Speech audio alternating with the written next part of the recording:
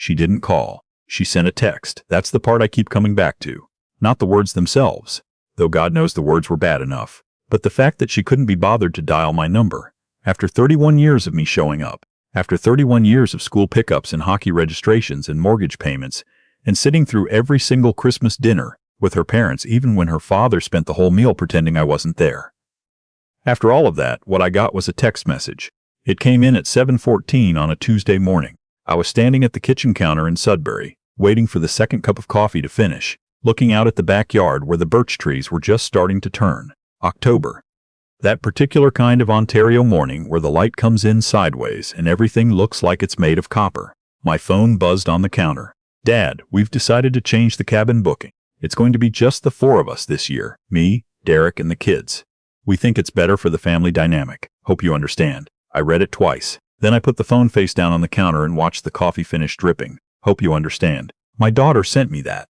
My daughter, who I drove to ballet lessons for 6 years, who I taught to drive in the parking lot of the Walmart on LaSalle because she was terrified of traffic, who stood in my kitchen 2 Thanksgivings ago, crying into a dish towel because her marriage was struggling and she didn't know what to do, and I told her I was there, I would always be there, whatever she needed. Hope you understand. I picked up the mug. I drank the coffee.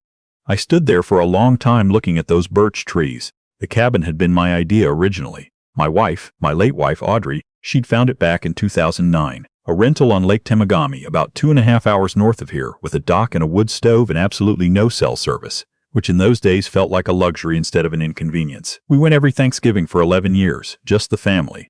After Audrey passed, I kept the tradition going. I paid for it.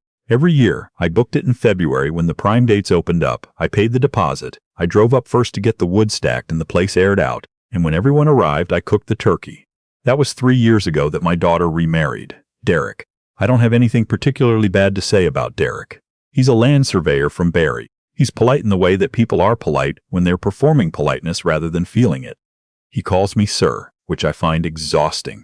When he and my daughter got together, his parents came to the first Thanksgiving at the cabin, and his mother sat in Audrey's chair and rearranged the kitchen drawers because she felt the layout wasn't efficient, and I didn't say a word about it.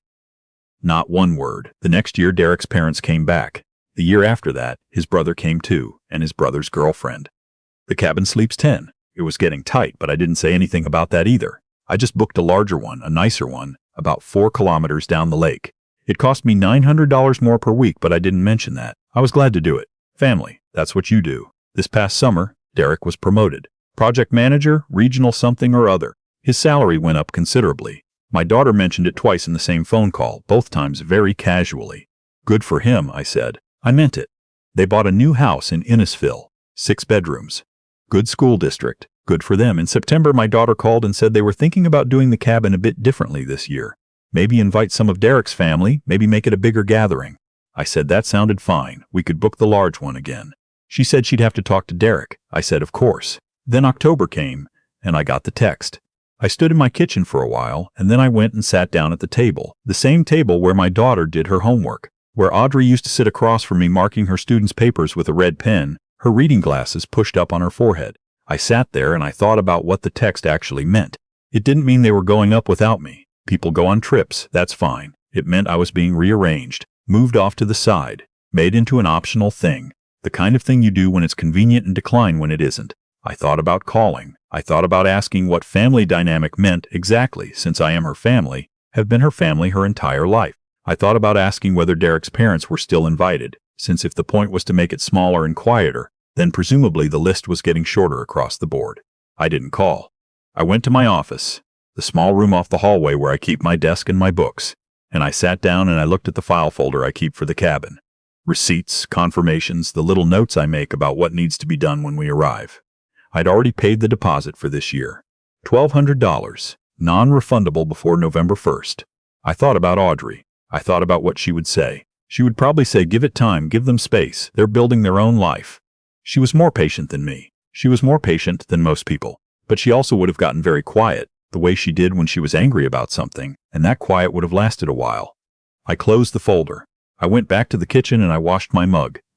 Then I picked up the phone and I called my financial advisor. His name is Brendan. No, wait, I've already got a Brendan somewhere. Let me think. His name is Clive.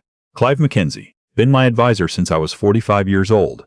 One of those men who speaks slowly and precisely and never once makes you feel foolish for asking questions. I called him and I said I was thinking about making some changes. He said, "What kind of changes?" I said I'd been thinking about the house. There was a pause. He knew what the house was. I'd lived there for 28 years. He'd been over for dinner twice, back when Audrey was alive. He said, "Are you sure you want to do this now, or do you want to take a few days?" I said I'd taken enough days. I wanted to know what we were looking at. He told me. The market in Sudbury had been strong. The house, paid off for 9 years, was worth considerably more than I'd last thought about. He said he could put me in touch with a realtor. I said, "Please do." Then I called my lawyer. Her name is Fiona. No, there's a Fiona in the file. Her name is Isabel. I've used her for small things over the years, a will update, a dispute with a contractor. I called her and I said I wanted to review my will. I said I'd been thinking about restructuring some things. She said she could see me Thursday. I said Thursday was perfect. After I hung up, I sat very still for a moment. Outside, the birch trees were moving a little, just the tops of them. In a wind I couldn't hear through the glass. I want to be clear about something. I wasn't angry, exactly. Or maybe I was angry, but it was the cold kind, the kind that doesn't make you loud. It makes you quiet and methodical. It makes you think in straight lines. What I kept coming back to was this. I had been paying for a seat at the table, and someone had decided I no longer needed a seat. And they'd done it without a conversation, without a phone call, without sitting across from me and looking me in the eye. A text message, sent at 7:14 in the morning, probably from bed, probably while Derek was still asleep beside her. You can tolerate a lot of things in this life. I have. I tolerated Audrey's illness for 4 years, and I did it without complaint because she was my wife, and I loved her, and there was nowhere else I would have been. I tolerated the long rebuilding after she died, the silence in the house, the learning to cook properly, the grief group at the community center that I went to for 8 months and never told anyone about. I tolerated Derek's mother in Audrey's kitchen chair, reorganizing the drawers. You can tolerate a lot, but there's a line somewhere, and I'd found it. The realtor, her name is Portia. I've checked the file. No Portia. Came on Thursday afternoon, walked through the house with a quiet professionalism that I appreciated. She didn't gush. She didn't tell me it was gorgeous and special and full of potential. She looked at the bones of it, made some notes, and told me what she thought we could list it for. I said, "Let's list it." She looked at me for a moment. She said, "Just to confirm, you understand this will move fairly quickly in the current market?" I said, "That's fine." She said, "Sometimes people want to take a little time between the decision and the listing." I said I'd been taking time for 31 years. I was done taking time. She nodded. She said she'd have the paperwork ready by Monday. I didn't tell my daughter. I didn't tell my son. I should mention my son Gordon, who lives in Calgary and who called me that Sunday after I'd already spoken to Portia, and who said he'd heard from his sister that the cabin situation was a bit awkward. I said it was fine. He said, "Dad, you know how she is." I said I did know how she was. He said, "Just don't do anything drastic." I said I wasn't doing anything drastic. I was making some adjustments.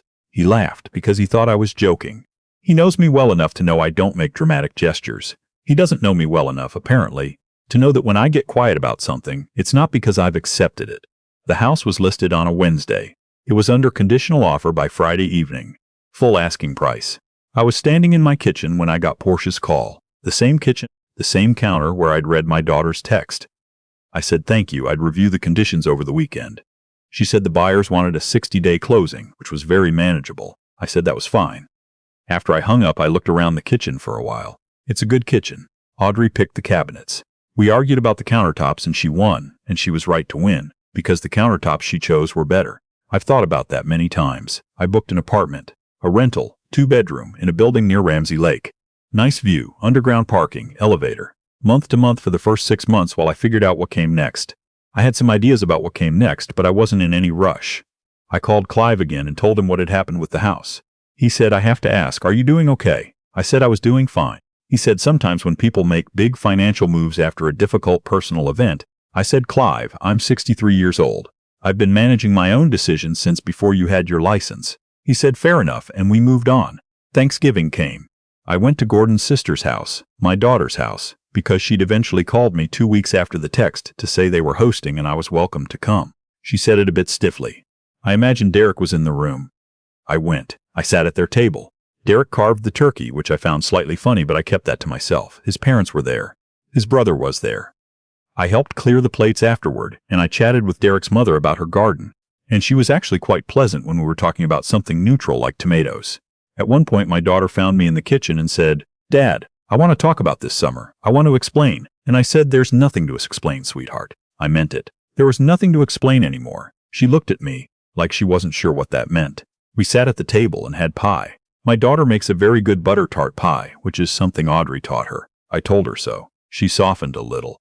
On the drive home, I stopped at a Tim Hortons on Dunlop Street and got a medium coffee, double-double the way I've been drinking it since 1987, and I sat in the parking lot for a few minutes. A week later, she called. Gordon had told her. He'd let slip about the house. I'd finally told Gordon in October and sworn him to silence, but Gordon has never been able to keep a secret for more than a few weeks, God love him. So she called and she said, Gordon says you sold the house. I said, yes. She said, when? I said I'd accepted the offer in September.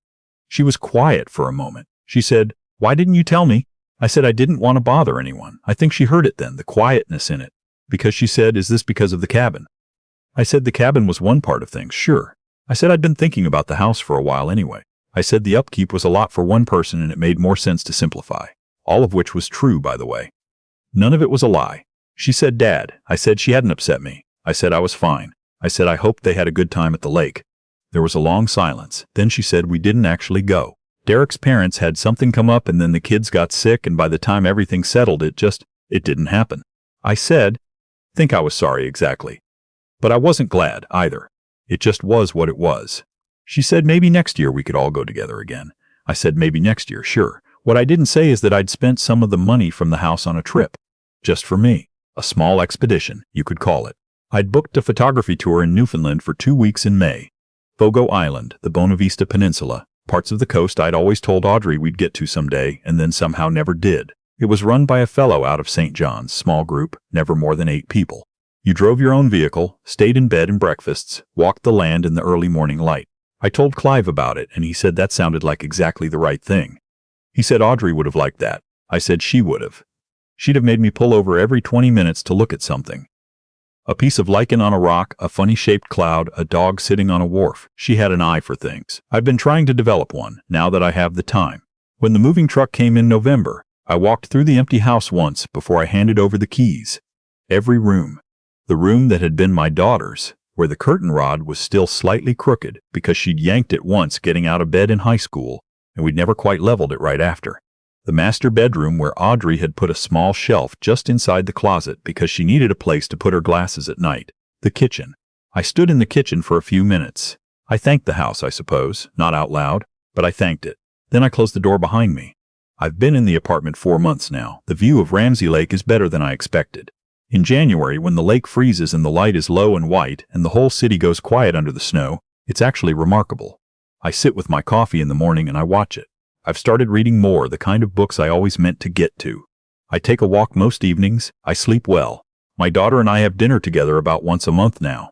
We talk more than we used to, actually. It's careful talk, both of us finding the new shape of things, but it's real. Derek shook my hand last time and held it a little longer than usual and looked at me like he had something to say. He didn't say it. That's fine. There's time. Gordon is coming out in March. He's talking about the two of us driving up to the Sault for a few days, just to get out of the city. I told him I'd think about it. I'll probably say yes. The photography trip to Newfoundland is booked for May 12th. I've been reading about the light out there, the way it comes in off the Atlantic, the way it hits the colored houses along the harbor, the way the fog rolls in and changes everything in the space of 20 minutes. I've got a new camera. Nothing extravagant, but better than what I had. Audrey would say I'm being dramatic. She'd say that with a smile, the way she said everything when she was teasing me. She'd say, 63 years old and you sold the house over a text message. I'd say it wasn't just the text message. She'd say, I know. And then she'd tell me to take good pictures out there. Because she always wanted to see Fogo Island. I intend to. I'm not keeping score. I haven't been keeping score. That's the thing I want anyone who's been in a similar place to understand. The counting, the ledger, the list of what you gave and what you got back. None of that matters. What matters is whether you can still look at yourself in the mirror and recognize the person standing there. I recognized him. He was a little quieter than he used to be, a little more deliberate. But he was there. Some doors close and you stand in the hallway for a while, and you wait, and eventually something else opens. Not a replacement, not a consolation prize. Just the next thing. The thing you couldn't have found if you'd been standing still. I've got a bag half packed in the corner of the bedroom. Nothing fancy. A few pairs of good walking socks. A rain jacket, because this is Newfoundland in May and anyone who tells you it won't rain is selling you something. The lake outside my window is still frozen. But not for much longer.